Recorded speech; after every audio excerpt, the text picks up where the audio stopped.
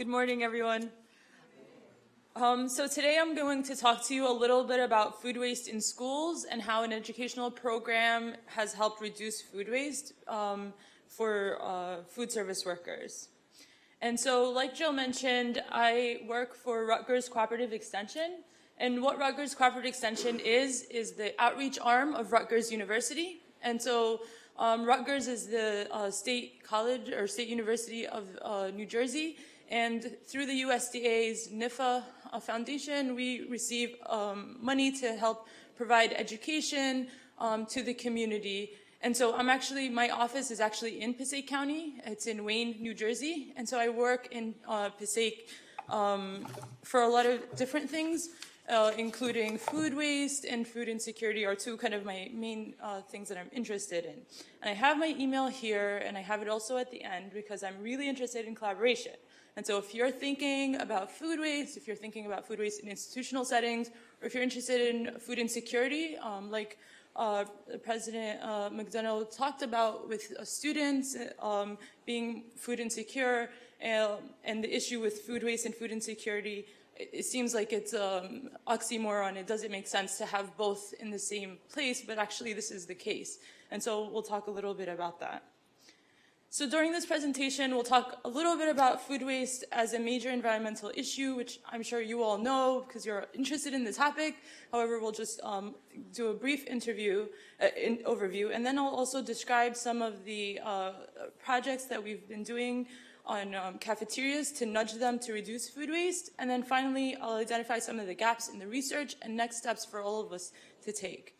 Something I want to just say up front, there's some people who don't like using the words food waste, right? And they want to talk about wasted food. And so I understand that, that is something that is very important, but let's not get stuck on the semantics and think about this food being food we want to actually get in people's mouths or get in the ground to compost and not throw in a landfill somewhere, right? And so that's what we are all agreeing, that this is not the right thing to do and that we need to work on that. And so to give you an idea of cooperative extension is in every county in the state. And so there's someone like me in every county. And we work on things like health and nutrition through the lifespan, so from pregnant moms all the way to seniors. And we work also on environmental systems and policy change. There's also people who work in agriculture and environment. They host the Master Gardener program in a lot of the counties, 4-H, which has the youth development, and then FNEP, which is for low-income individuals. And so because of this unique funding structure that Cooperative Extension has, that means I have a lot of bosses, right? I have a lot of people that are checking on me, making sure that I'm doing the right things. And so we report to USDA NIFA every year. Additionally, we have to report to Rutgers, and we report to the county freeholders. Another thing this means is that we actually don't go anywhere, right? So I'm in Passaic County, and after this project is gone, I don't leave. I don't go to another place to do other work. I continue staying in the work, and that is an inherent part of cooperative extension, which makes it sustainable, right? So that's one of the biggest issues with this type of work is that, just like community gardens, people feel good about it, they do something, one project, and then they walk away, and then what happens to that community garden? Whereas building capacity from the community, working with the community and kind of supporting them to take on these projects and still be there for all the technical assistance and working with them. So President Dunna kind of took a lot of my slides. I didn't realize that. So we'll talk a little bit about it, but I'm sure you all know this. So food waste is a big part of the environmental issue that our country faces. About 30 to 40% of food in our food supply is wasted every year, and that's about 133 billion pounds of food, and that goes from the retail stores, restaurants, and at home, and that costs us about $161 billion, and then additionally, just to dispose of the food waste, it costs us about $2 billion a year. right? And that doesn't take into account things like the energy that it takes to grow the food, the labor that it takes to transport the food, the water, all of the things that go into food systems, right? And so this is a big problem. And with our increasing population, as a global population, is this really sustainable? Can we continue to do this? And I would argue that we all understand that we really can't. We have to figure this out. And so in 2015, the EPA and USDA worked together to create a national food waste goal. And so they talked about reducing food waste throughout the entire US by 50% by 2030. And so this was the first step in recognizing, this is a problem and we need to do something about it, and to identify a goal that we need to work on. Additionally, they have guidelines specifically for large institutions like schools. And so this is a fact sheet that they created, an infographic about how to reduce food waste in schools, to kind of show schools that you can kind of take part in this. And then, like Jill mentioned, in 2017, Christie's administration signed a bill to help to do the same thing for New Jersey, for the state. And so they wanted to reduce food waste by 2030 by 50%. And in this bill, there was another bill that was signed that had created guidelines for schools to actually reduce food waste, recover it, and recycle it if possible. And so these guidelines required different people to start working together. So it started making the NJDEP, New Jersey Department of Education, New Jersey Department of Health, the higher education start sitting down at the same table and saying, okay, what can we do? Right? What is this big problem? How can we fix it? And so this was one of the first kind of bills of its kind in the state, and it started identifying the problem. And so I won't go into this in detail, but the idea is that we want to reduce food waste by reducing it at the source, making sure that people are eating the food that they put it on their plates.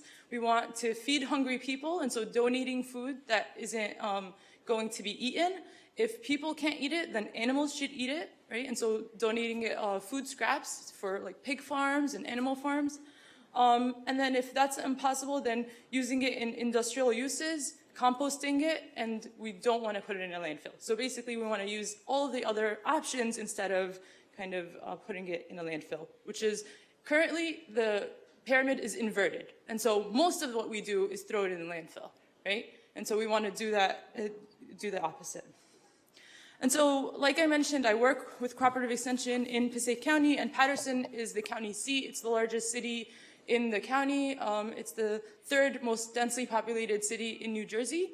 And so Paterson School District is under the community eligibility provision, meaning that they receive free breakfast and free lunch to all students because most students are low income. In fact, almost 95% of their students are low income. And so the USDA has a policy that says, if 75% of your student body is low income, you can provide free breakfast and free lunch to everyone without asking for forms and things like that. And so this is excellent because it helps reduce food insecurity, because we know in Paterson, there are about 1 in every 3 to 4 children who are actually food insecure, who don't know where their next meal is coming from, and when they leave, they don't know where they're gonna get food until the next morning. And so in fact, Paterson has worked to try to reduce that through providing supper programs, very robust summer feeding programs, backpack programs to provide weekend lunches, and even Saturday school for some areas of Paterson. And so the food service program in Paterson is extremely robust. And so this partnership kind of evolved from me training the food service program, and we created an entire food waste policy as part of our work. And so the study that I'm going to talk about is going to talk about lunch and how we reduced food waste in lunch. But in addition to that, we actually created a policy where any unopened, packaged food that is used for breakfast is donated to the local food bank. And in last year, we did it six months in the last year, and we donated about 7,000 pounds of food, right? And so that was only from about 6 months worth of work, and this was a policy change that created sustainability in the food system for Paterson. And so the study that we did was looking at trying to reduce food waste in schools, but also trying to increase fruit and vegetable intake in children, because we know low-income children end up eating less fruits and vegetables, and to reduce sugar-sweetened beverages, especially sugar-sweetened milk, so chocolate milk and strawberry milk. Patterson Public Schools has about 47 schools, and they serve about 25,000 students. And so we worked with them to identify 15 schools that created their own meals on site, so they didn't have packaged meals coming in, and that they had elementary and middle schools. Because honestly, their high schools had a really good program where it was grab and go and there was very little food waste. And so we wanted to measure where the most of the food waste was. And so what we wanted to do is, before this training program, we wanted to assess food waste before and assess it after. And because we wanted to see changes in the amount of milk and fruit and vegetable that children consume, we decided to measure each component separately. So we measured all the fruits together, the vegetables, the milk, and so on. And the entree was usually the protein and the grain together. So think of a burrito that has like the grain and the protein together. That's what we measured as one thing. And then we measured all the schools twice before and twice after, because we know that menu changes cause children to eat more or less. So we know that when you offer pizza, they're going to eat the pizza, right? And if you offer green beans, they probably won't eat the green beans, right? And so things like that. So we wanted to kind of make sure that we weren't capturing any results that were inaccurate. And so the program consisted of assessing food waste before the training, and then conducting the training. And then we did a 2-week technical assistance program where we went into the schools. And so during the training, we talked about, and I'll go through the training with you, what we talked about, but we talked about ways to sustain food, to reduce food waste in their schools. And each food service team, which consisted of a food service manager and 2 to 3 food service workers, sat together and created a plan for their school. And so it wasn't a top-down approach. I wasn't telling them what to do. We said, what do you think is sustainable? What do you think you can do in your school? And so after we collected that information, we went to them after the training for 2 weeks and said, okay, you said you wanted to offer 2 kinds of fruits. Are you able to do that? What do you need us to do to help you do that? And so there was a way to kind of give them some technical assistance to make sure that they felt empowered and they were able to make those changes. And then after the technical assistance, we went back and did a post-assessment and checked how much food waste was wasted after the assessment.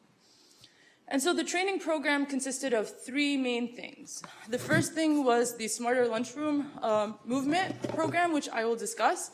The second was reminding the food service workers about the offer versus serve guidelines by the USDA. And then the third was talking about share tables and how to safely use share tables in their schools.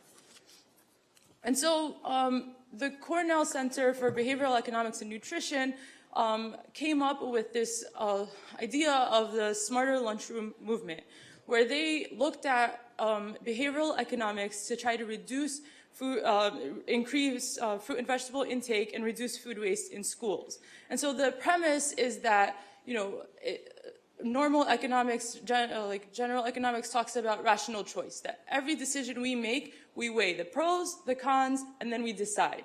But anyone who knows, who has children, who's been in a hurry, who's been kind of going crazy, knows that that's not how you make decisions every day, right? You make decisions based on what's available, what is convenient, and what you can actually kind of want to do, right? And so, so behavioral economics says that we are not these rational binary beings that make decisions based on pros and cons, and that we're actually people that have to make decisions a lot. And so we use shortcuts like heuristics to try to decide what we want to do. And so the idea is children are no different, and especially children in a cafeteria setting. So if anybody's been to a cafeteria, sometimes you'll remember that it's super noisy, it's very crowded, there might be a lot going on, and so it's difficult to make any rational decision for a child, right? And so the idea is to help nudge them to make healthier choices through providing more visibly healthy food, more convenient healthy food, and more appealing healthy food. And so by influencing the environment and still preserving choice. So the idea is, for example, we want to promote the white milk, but we're not going to take away the chocolate milk and the strawberry milk. So if somebody really wants it, they can still choose it, but it's a little bit more inconvenient to do so. And so they'd have to intentionally want the chocolate milk. And so that's the idea.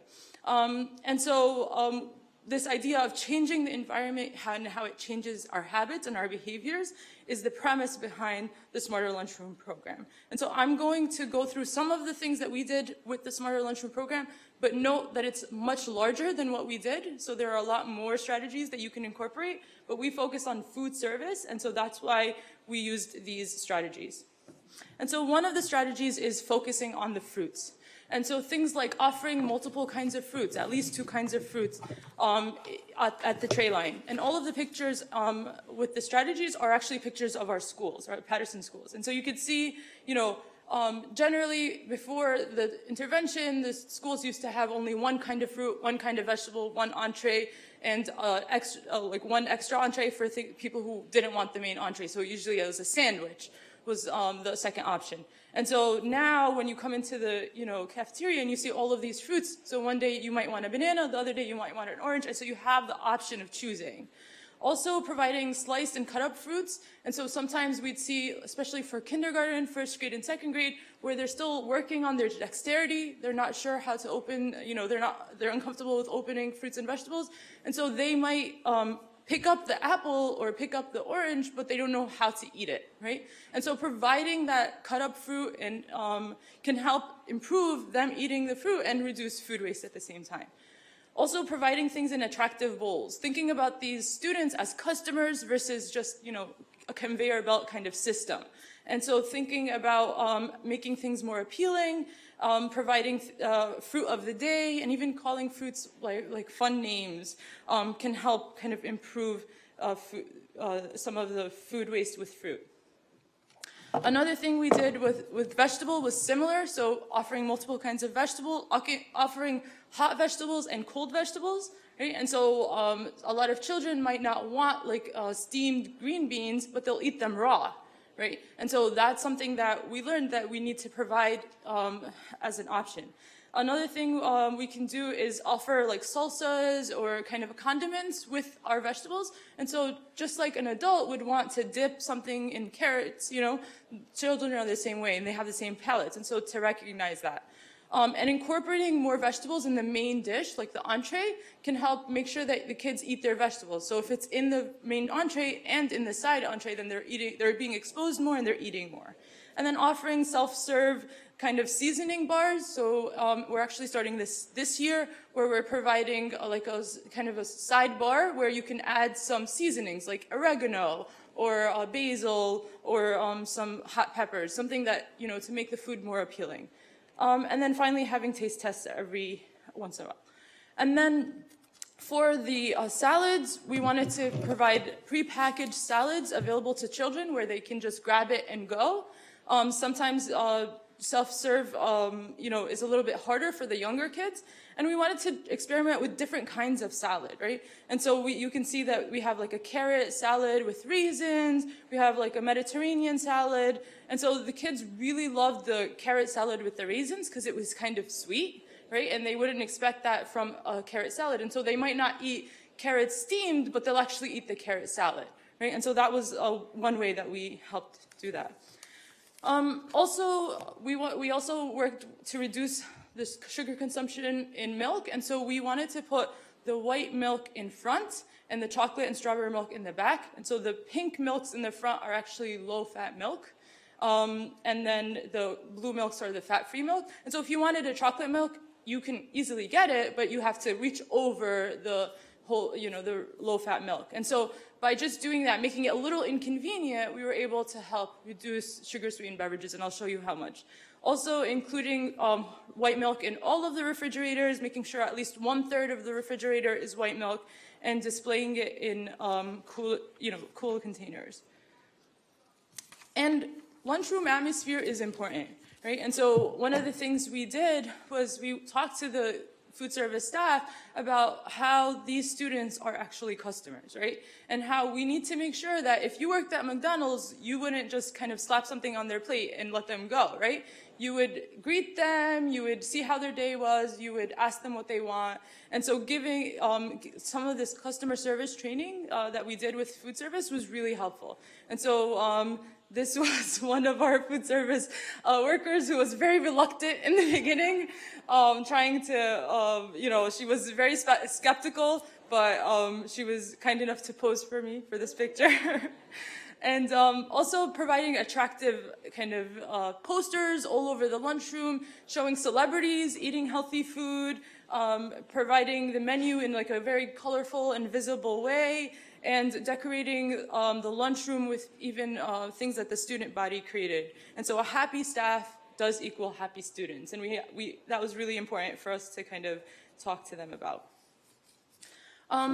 And then for the offer versus serve guidelines, so the USDA noticed that there was an increase in food waste because of school lunch. And so what they said was, we want to improve food waste by telling you that you can have choice in what you provide your students, right? And so normally a reimbursable meal, so for a school to be reimbursed for a meal, the students had to have to take the fruit, the vegetable, the milk, and then the entree, which is the grain and the protein. And so what the USDA said was, well, you don't have to actually give them everything. You have to offer everything and have the student choose what they want. And so this changed the premise completely, because what used to happen was that the food service staff would actually pre-make all of the trays and just have them out, and then the students would just grab them. Now they're actually required to ask the students, what would you like? And the students can pick. And so all they need is 3 out of the 5 components, and as long as one of the components is a fruit or a vegetable, then it counts as a reimbursable meal. And so this was a big shift, because for the food service, they were kind of annoyed with it because it took longer to get through lunch, but for the students, they felt like they had a choice. And now, especially with the increased options, they felt like, okay, they actually ate what they picked because they were choosing it. And then finally, we created share tables in most of the schools. And so the share tables were primarily for non-perishable or prepackaged goods. Fruit and vegetables that have a thick skin, were allowed to be on the share table.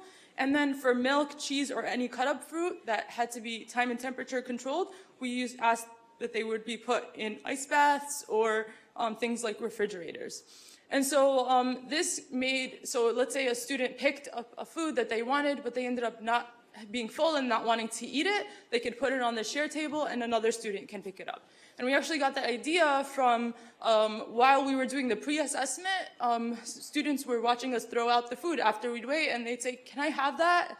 And so we were like, oh my gosh, even though this kid doesn't want it, this one does, and so we need to figure this out. And after we did this, we looked at the literature, and actually this is something that's very prominent in the literature. We see that people do use share tables all across the country.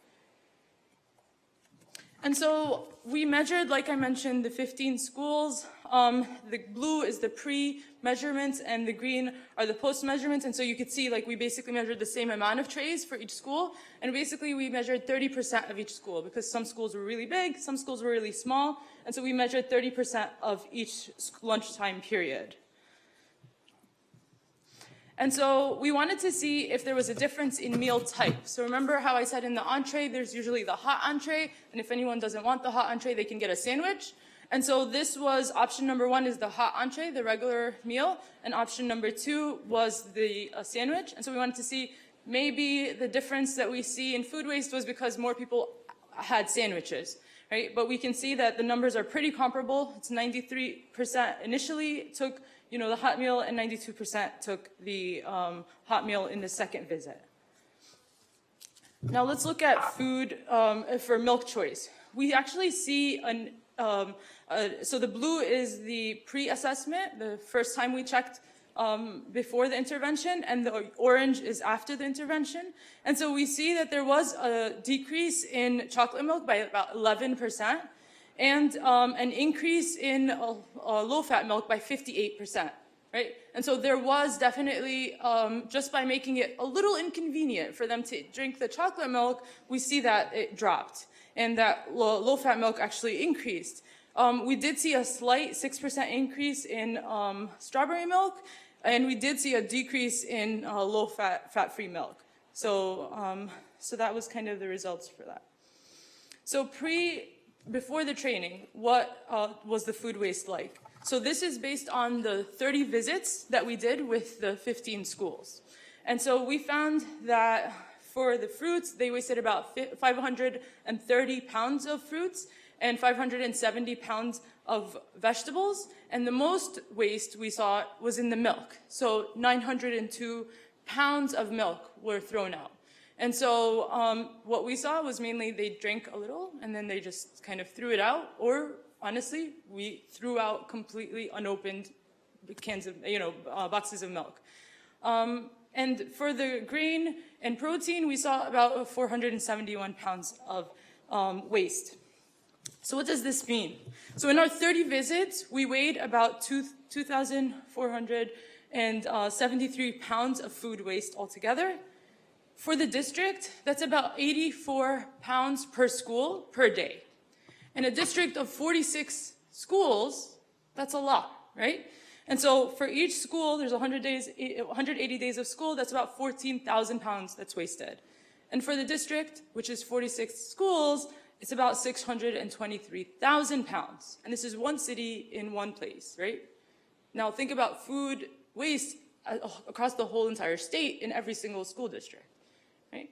And so this is a big problem, especially because it's an institutional setting. And then after the intervention, we did see a decrease in fruit waste, about 28% decrease in fruit waste, and about a 14% decrease in vegetable waste, and a 10% decrease in dairy, milk, and about a 5% decrease in the grain, but it wasn't that significant because we really didn't do much with it, right? And so we see the most decline in the fruits. So giving kids options helped them, eat more fruits and reduce the waste, and vegetables. And so we basically saved about 350 pounds in our visits, which is about 14%. And for the district, it's about 12 pounds of food saved per school per day. And that might not seem like much, but because of the scale, it's about 90 pounds of food saved and not going into landfills for the entire district for the entire year. And we actually did some cost savings analysis. And for the 90,000 pounds of food, that's about a savings of $76,000. That's about a teacher's, 1 or 2 teachers' pay, 4 food service people's pay, right? And so it's a significant increase. So what now?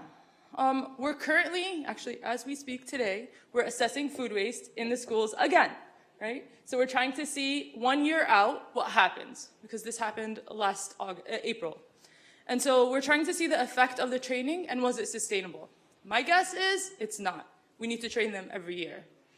We're also looking at other districts and seeing if we can find comparable results. And so we've applied for a grant to do this exact study in New Brunswick School District, which is similar size and similar population. And so we're trying to see is if we do this food service training, again, will we be able to reduce food waste, right? And then we also want to just think about that this is just 1 day of training, right, for one entity in the school, which is food service. We didn't train the teachers, we didn't talk to the principals, we didn't talk to the students, right? And so what would happen, how much more can we save if we do that? And so we've actually applied for an EPA grant to look at that, to talk to students and teachers and say, okay, let's talk about the food system. And we chose 5th grade students because that's when their curriculum starts talking about ecosystems and how they work. And so in our grant, we applied for doing a summit with 5th graders to talk about food systems, from growing food to composting food, right? The entire cycle. And then also talking about food waste as an issue and seeing if that changes the students' behavior, which will then improve food waste in schools. We also need to find a different way to figure out food waste. And so this study was basically conducted with like no money, right? I'm not joking. It was like no money. So we hobbled together resources from all over the place. We got students to do the food weight. We had food service workers. I had the food service director in the cafeterias weighing food, right? Yeah, they had a tremendous amount of kind of input into what we did. The training happened because we were doing the training anyway, right? And so we want to look at, okay, this was really time consuming. It took us about 15 people to do the food waste measures for before and after. Is there a way we can do it to measure the entire food waste for a school system without really having all of this labor-intensive way? And so we need to look at that. And we also need to look at other institutional settings, right? So this is just schools, is one. There's hospitals, there's higher education, right? There's a lot more institutions that we can create policies and systems for to help reduce food waste. And so how do we do that? And where can we leverage those relationships to make those changes? Finally, like I mentioned, the New Jersey legislature passed some legislation to help reduce food waste. And so there will be a food waste guide coming out for higher education and for K-12 institutions.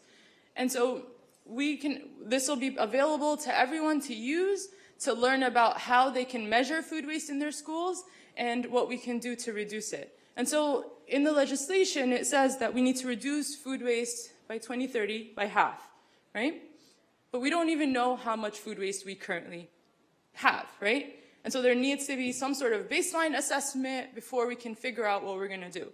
And so this is something that we need to figure out how to do as a state. And it's gonna take a lot of people, right? It's gonna take every sector trying to figure out what we can do to reduce food waste and how we can measure this baseline assessment. So with that, I'd like to thank you so much for your time and for having me here. And my email, again, is here for collaboration purposes if anyone's interested. So thank you so much.